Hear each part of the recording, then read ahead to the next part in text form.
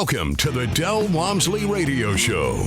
Listen and grow as Del questions the status quo, encourages you to think differently, and empowers you to make a better life. Get ready as Del challenges core beliefs, seeks the truth, and reveals the roadmap to the lifestyle you really want. And now your host, multi-millionaire, national award-winning investor, CEO and founder of Lifestyles Unlimited, Del Walmsley. Welcome to the Del Walmsley Radio Show, where the hype ends and the help begins. My name is Al Gordon. I am proudly sitting in for Del. And I will tell you, Del is out of the country. Last I heard, he was in a place called Italy. Now, what's he doing in Italy? Doesn't matter to me. He's living the lifestyle, and he asked me to sit in with him for him today. So I am sitting in for Del today on a Tell Del Tuesday. And on today's show, I've got a really neat guest. I've got a really neat guest for you. Now, this gentleman's name is Chris. Now, what if I just told you that? What if I only told you that his name is Chris? What would you know about my guest? You would know nothing more than his name. So I need to give you some more information. So let me do this. Let me give you some more information.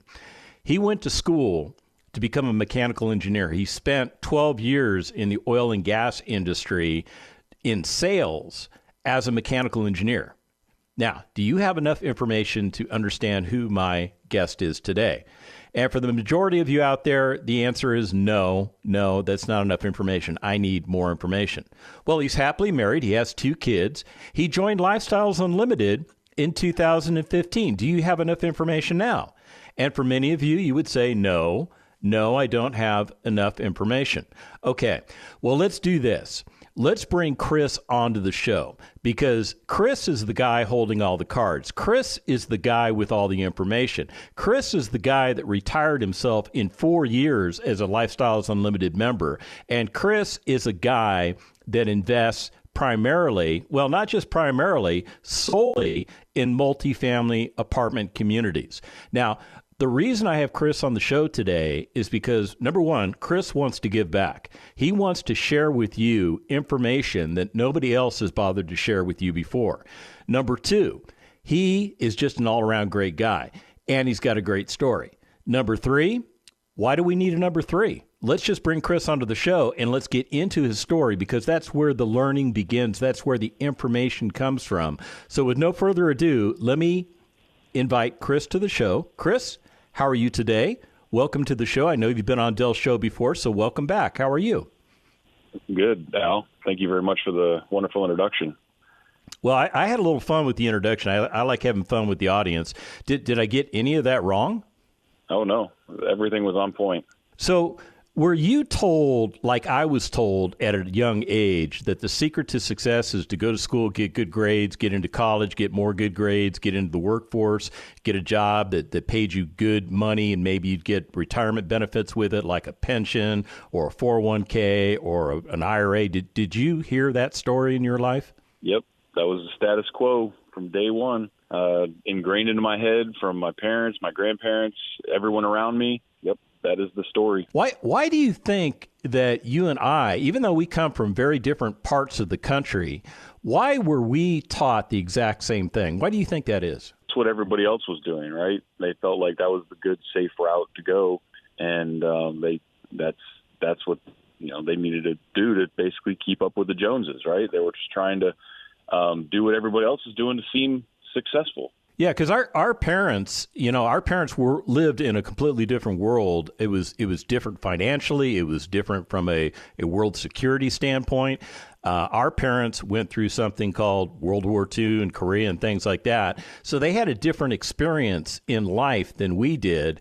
And many of them saw what happened in, the Great Depression, right? I mean, were your parents affected by that?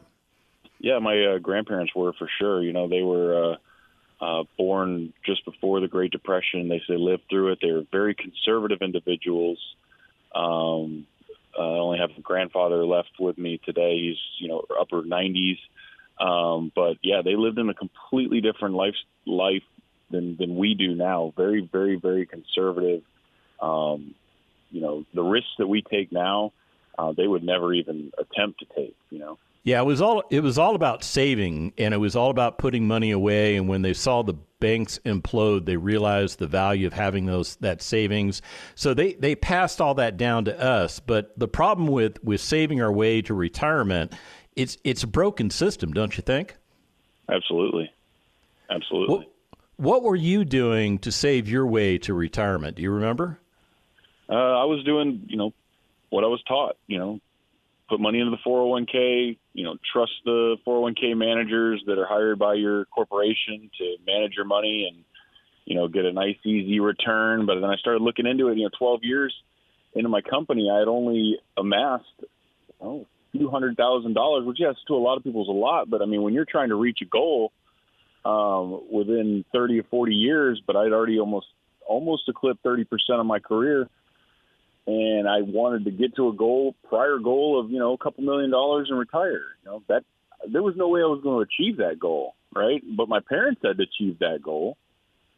Now you look back and a generation later, they're not going to achieve that goal, right? $2 million for them and $2 million for us now is just completely different, right? The middle class is eroding quickly. So that's got to put you in a place where you're feeling kind of helpless. Exactly. So what did you do once you realized you had a retirement problem? Biggest thing for me was 2015 in the oil and gas industry. In 2015, oil was north of $100 a barrel, and then overnight it turned and went 60, 50, 40, down to about $30 a barrel. I mean, when a commodity gets cut in half like that, the first people to lose their jobs are going to be the service industry. And I work for a very large service company. So we were the first ones doing rounds and rounds of layoffs. So to watch your friends, coworkers get walked out the door just because they need to make, difficult decisions was a very eye-opening experience. It would mean that I was potentially going to start from square one. Luckily, I never got laid off. I worked through it. I grounded and just kept my head down, kept moving forward. But I watched a lot of people that worked very, very hard lose their income and then have to go start all over again with another company, back to almost a square one. And to imagine myself having to do that again was very, very uncomfortable situation. I grew up on the West Coast of America. You grew up in Texas. Do I have that correct? Correct. But we were taught the exact same thing. So that tells me that the information that we received was prevalent throughout the entire country.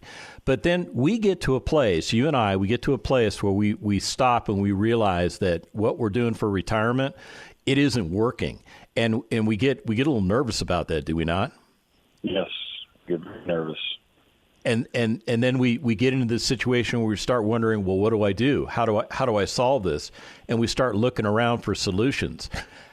What was your solution? How did you find Lifestyles Unlimited?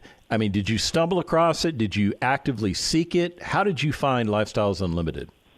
It's kind of funny. At my corporate job, I was at a going away party for one of my sponsors, one of my customers, and her husband was retired.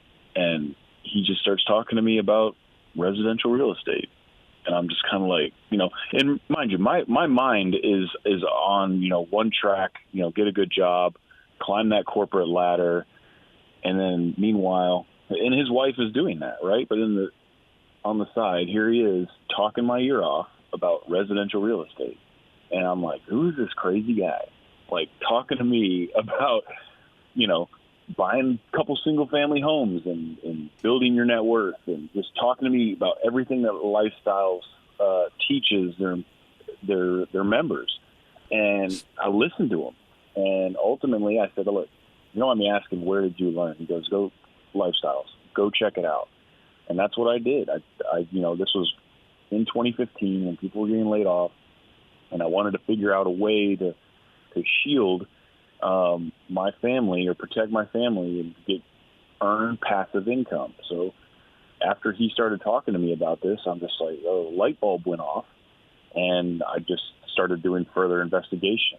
So it was just the most unsuspecting time and place for it to take place that I was just like, okay, this is the Lord telling me, you need to pivot. You need to look. You need to look into this and move forward. So did you attend a free workshop? Did you go to a case study, or did you just flat out join? I joined. I went to a free workshop, took my wife. I went to the first one by myself, then went back with my wife. Then we did a case study together. I think I did the first 2-day in June, and then I came back with my wife and did another one because they always say, bring your wife. And she needs to understand it, right? Understand it is at a high level of what you do. She doesn't actively work with me to this day because she enjoys what she does. She's a pharmaceutical pharmacist, but she understands what we do at a very, very high level. And that was very, very important. I think a lot of people miss that, is that both you and your spouse have to be on board with what it is you're investing in, regardless of whether it's real estate or anything else. See, I love this. It sounds like you and I have a very similar backstory. I went to the free workshop by myself, and then I brought my wife along later on. I went to the 2-day financial freedom seminar by myself, and then later on I brought my wife along. And here was my experience. My wife had thought I had lost my mind. She thought I had joined some kind of cult. And I had to get her to the Lifestyles Unlimited events so that she realized that maybe it wasn't a cult. Were you going through something similar? Yes, of course. I mean, I think there's always speculation involved in something that's new, right? It's against the status quo, right? I mean, it's meetups with people that are investing in real estate. That's not exactly people do every day, right? So, I tell people what I do now, and they kind of look at me funny because they're ingrained into going to work, get a good job, save for retirement, retire, and die, right? And just hopefully you have enough money until the end, right? That's their mindset. And now we don't have that mindset after going through lifestyles. And so when I tell people what I do and the flexibility of my job and my lifestyle, they look at me funny. They look at me funny like they have questions, right? So what kind of questions do they have? What kind of questions do they hit you with? Not a lot of people ask. I think they think of it as a very, I don't know how to explain it, just very different career path. But the ones that do, they do ask, it's, I think they think it's like all glitz and glam. They see the real estate investors that, are very flashy, which I don't think many of us here at Lifestyles are very flashy at all. Everyone that I work with on a day-to-day basis is other owners. They're very humble individuals, call them my friends, fantastic people. But I mean, if they walk by you, you never know, right? But their net worths are significantly higher than when they came in. So it's kind of like reading that book, The Millionaire Next Door. Did you ever read that book by any chance? The Millionaire Next Door? Not, but yes, The Millionaire Next Door, correct. Yeah, where he points out that you have millionaires all around you, but they're not the people you think they are. And I think you're right. I think Lifestyles Unlimited members embody what Stanley writes about in that book, because you can't pick us out from anybody else. As a matter of fact, some of the richest people in our organization, they dress like hobos. I mean, I'm just telling it the way it is. I'm not picking on anybody, but at the end of the day, their money is focused on their wealth, not on what they put on their back. When we come back from the break, we're going to get more into Chris's story. You're going to learn a lot. Stick around.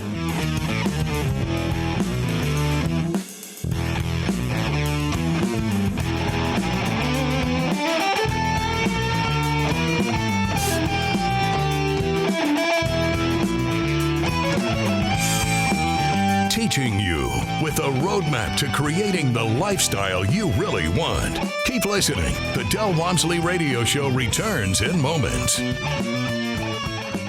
Del Walmsley interviews Chad and Lisa. This property, for you to have done what you've done, won the award, changed it around, done all the rehab, has got to be worth a lot more. We purchased for $8.275, and it's worth $19 million now. So Wait, whoa. That is incredible. I can see why you won an award, and that's great. Lifestyles Unlimited. Over 33 years teaching the real estate retirement roadmap. Text the word radio to 88007 for a $297 membership. Save $443 off the regular price. Text radio to 88007. You're hearing the Del Walmsley Radio Show. Want more life-changing knowledge? Access our podcast and listen on demand at lifestylesunlimited.com under the radio tab. Now your host, Del Walmsley. Welcome back to the Del Walmsley Radio Show, where the hype ends and the help begins. My name is Al Gordon, proudly sitting in for Del Walmsley, who is on vacation this week. He's actually taken some time off doing what Del and Melissa want to do, and I wish them a great week of having fun wherever they're at. I mean, I may have let it slip earlier in the show where they're at, but at the end of the day, they're on this planet somewhere. They're doing something that is within the realm of living the lifestyle, and I want them to have a really great time. In the meantime, I have Chris on the show, and what we're doing is we're getting into Chris's backstory, because Chris is a member of Lifestyles Unlimited. Chris is a recovering electrical engineer. What do I mean by that, recovering electrical engineer? Well, he did everything that he was told to do as a young man. He went to school.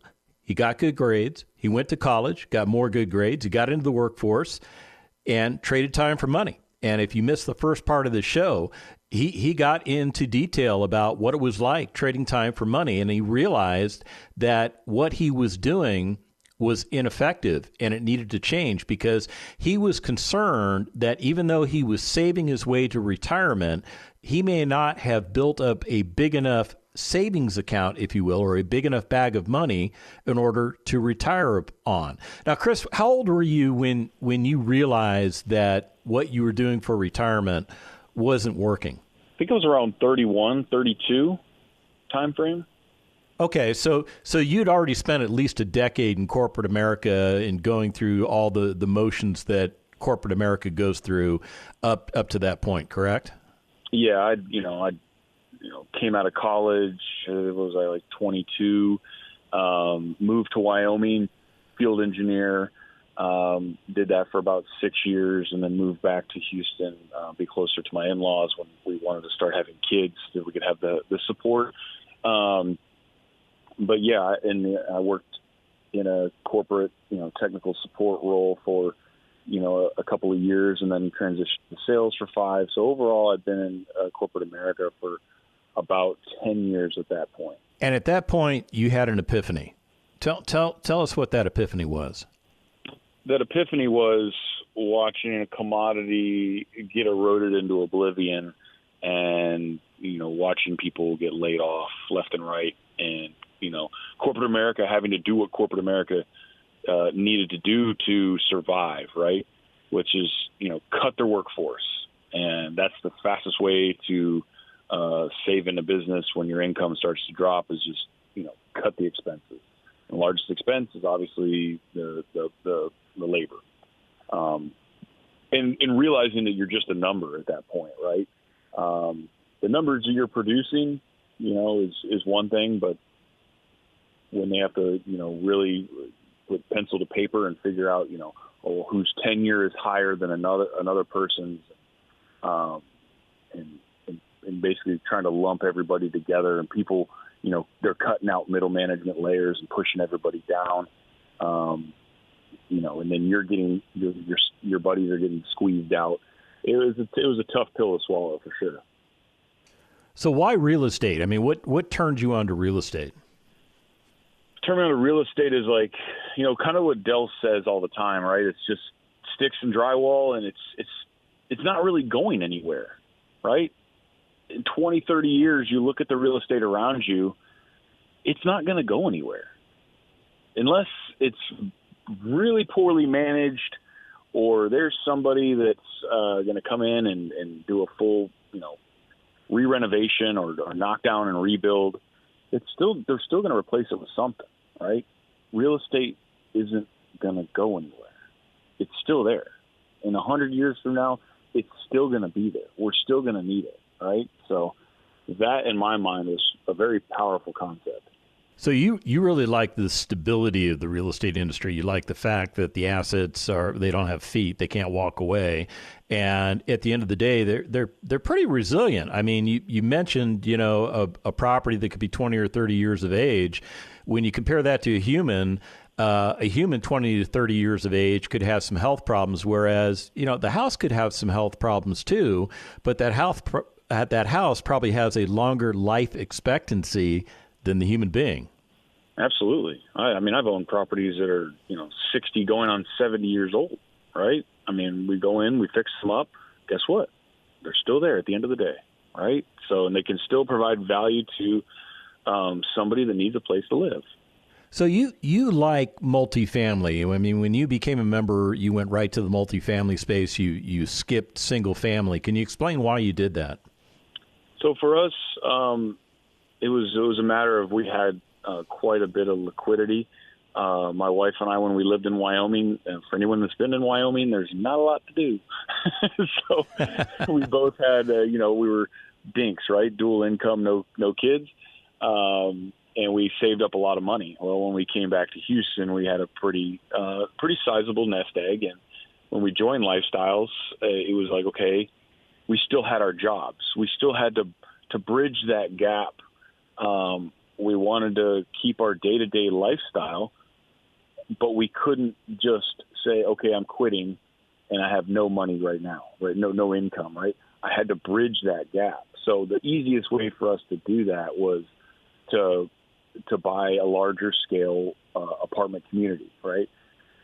I could likely go buy a bunch of single family homes, but then I'm having to manage that myself. Well, me and another member who's also a large apartment owner operator, we joined forces right out of the gate. We had very similar mindsets. We had very similar goals. And we joined forces in capital and bought a 54-unit apartment complex at the time, a very undesirable part of town, but we saw a lot of potential. And we bought large enough to where we could have a manager and maintenance in place so that we could continue our day-to-day jobs. We both had corporate-level jobs that we needed to carry on until we could grow enough to where we could launch from that into our own full-time real estate investment. What was the potential you saw in that asset? The fact the rents were, when we did a market analysis, were very, very low. That's nearly every deal I bought. I've done an analysis on the market and realized that they are the lowest in the market. LU teaches you that, right? You look for the value add, and sometimes it's not, putting a bunch of lipstick on something.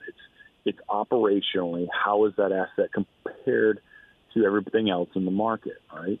If you're noticing that rents are off by $200 or $300 a month, like in a deal that I bought recently in Laredo, you take advantage of it. There's a 2015 product, right?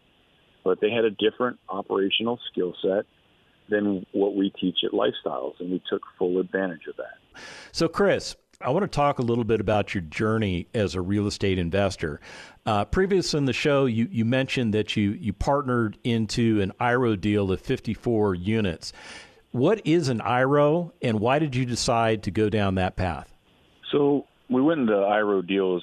We wanted, before we started, bringing larger partnerships together, we wanted to understand how to own and operate these deals without taking other people, investing other people's money for them. So we invested our own money, right? We pooled together, a certain amount of money, and we operated this deal for about 2.5 years, and did very well.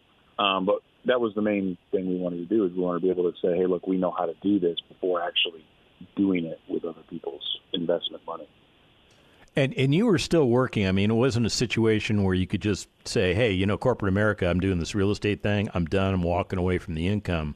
You still needed that income from the job while you were starting this process. Yeah, exactly. So basically we hired an asset, or we bought an asset that was already operating under very good ownership. He was an LU member. We bought it right off another LU member. But we saw some potential, right? The guy had owned it for a long time. When you own assets for a long time, your business plan could have executed. You may not necessarily. You have to recapitalize things, right? As they get older. So we basically continued on with that process.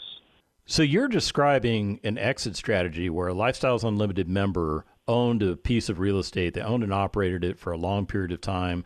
They basically got all the utility out of the property, but it got to a point where the property's wearing down a little bit, and in order to bring that property back to its glory days, they would have to recapitalize. In other words, pour more money back into the asset. And maybe that's not what the owners of the property want to do. So what they do is they put the property on the market, maybe for another Lifestyles Unlimited member like you. They leave some meat on the bone so that you can come in and take advantage of the inefficiencies that were created based on the fact that property is getting older? Yes, absolutely. I mean, there's a point in real estate's life cycle where you can refinance out the value you've created, reinvest it, or turn around and sell the asset and let the next owner recapitalize on the potential of what's there, right? So when you finished improving, you bought the 54 unit, you improved it, and you owned it for a couple of years. What did you do with it after you had it all fixed up and were operating it for a while? So then as we wanted to grow, we basically did the same thing, right? We didn't take any cash flow from the deal to our pockets, right? We continually reinvested into the asset as rent increased. And rent increased in that deal. I think we bought it at like a 10 cap, and then by the time we sold it, it was, flushing out 20% annualized on a cash flow basis, right? Wow.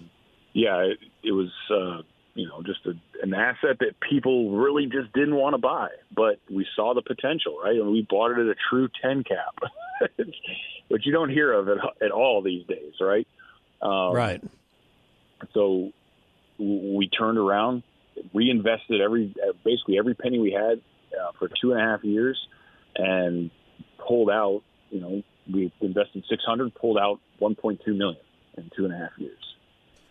So let me make sure I got that correct, because you said you invested $600,000, but you pulled $1.2 million out. So if my math is working correctly, you doubled your money in a period of 2 years. Correct. What other asset class is out there where you can do that same thing and get that same result? None that I know of. Yeah, I'm scratching my head too. I was hoping you would come up with something that maybe we come up with some new success story. But it really just boils down to real estate is the way to go, right? Yep, the right opportunity. So speaking of opportunities, what has real estate done for you and your family and your life? You retired yourself after 4 years. What's the lifestyle like for you?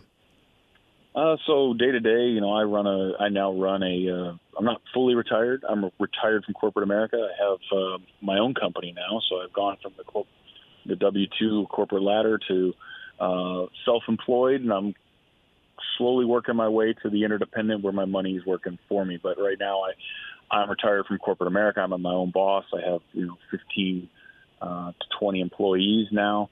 But I have people doing the job of, leasing my properties out for me, running my day-to-day operations so that I can have a lot more flexibility and growing my net worth in the long term. Yeah, what you just described to me is that you're a full-fledged entrepreneur. You have come full circle with the Lifestyles Unlimited strategy, and at the end of the day, you are living a lifestyle that I could be envious of, many other people could be envious of, and at the end of the day, you're living that lifestyle, and you have Lifestyles Unlimited to thank for it. Hey, I want to thank you, Chris, for being on the show. I know people learned a lot from you, and if you want to get started, go to lifestylesunlimited.com, sign up for a free workshop, and let's get you going. The information and opinions you hear on the Del Walmsley Radio Show are those of the host, Del Walmsley, his guests, and his callers. The Del Walmsley Show is for entertainment purposes only. Please consult a professional regarding your personal investment needs. Nothing presented on the Del Walmsley Show constitutes an endorsement, recommendation, offer, or solicitation to buy or sell any product or security.